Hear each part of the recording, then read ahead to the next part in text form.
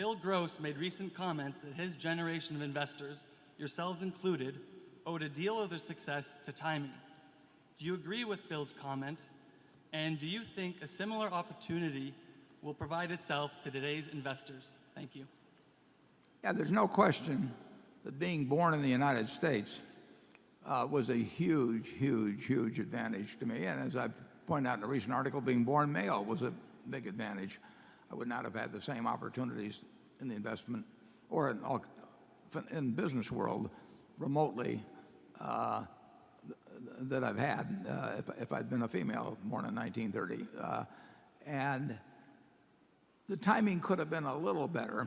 Actually, my dad was a security salesman, and I was conceived in November 1929, and if you remember, the stocks had gone down dramatically at that time, and there really wasn't anybody to call on for my dad, and there wasn't any television at home or anything. So here I am, so I feel myself very lucky that the crash of 1929 came along, and that also provided a decade, more than a decade, of people who were very turned off. Well, it was a decade of terrible business for quite a while, and then a decade or more of people that were turned off on stocks, just as we sort of had a decade like that in the past decade, going up to 2010 or so. A lot of people that had gotten turned off by stocks. So that was a favorable environment. But the United States itself was an incredibly favorable environment. If I'd been born 5 years earlier, I probably would have made more money. But if I'd been born 10 or 15 years later, I would have made probably less money. But I envy the baby that's being born today in the United States. I mean, I think on a probability basis, that's the luckiest individual that's ever been born. And I think that they will do very well in life in all kinds of ways on a probability basis, better than existed when I was born.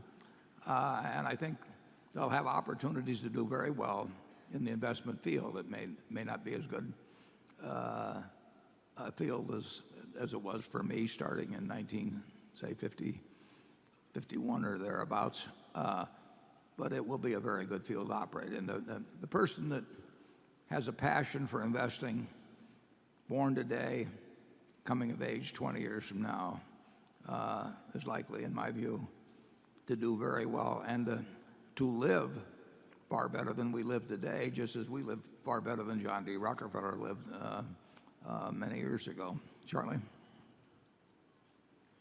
Well, the competition was very weak in your early days, and I don't think the competition is as weak now. So I think that, sure, we got advantages from timing,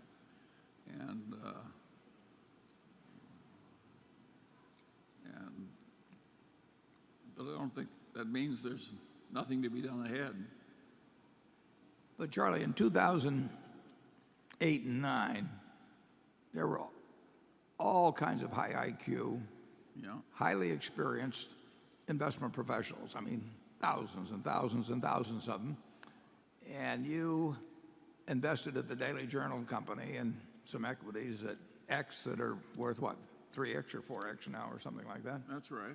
Yeah, well, I call that opportunity, but it may be routine to him. But but I sat for a lot of years before I did it. But it still became available. Oh yes, but you were drowning in opportunities when I first knew you. You were not waiting for. I wasn't drowning in money, unfortunately. No, what you lacked was money. Yeah. Well, now we got money and no ideas. Okay, station 10.